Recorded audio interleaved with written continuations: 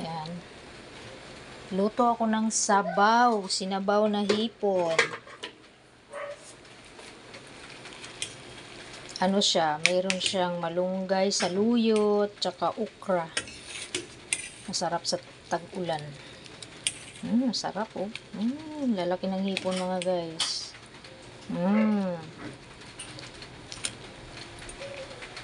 Kahit ano lang to. Ang tawag dito ay bulanglang. Or sa Ilonggo, ang tawag dito laswa. Yan. Oh, lalaki ng hipon. Sarap.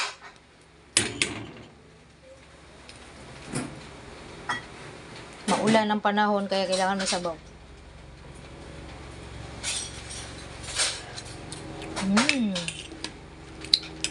Sarap.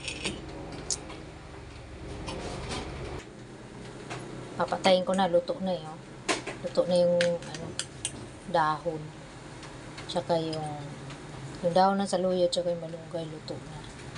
Tsaka yung okra. Lapot. Sarap yan. Paggamot sa yan.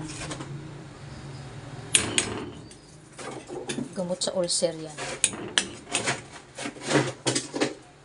Off ko na yung kalan.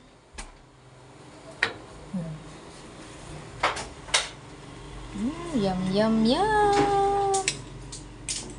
Gusto ko nang kumain. Habang mainit pa, kailangan kainin na.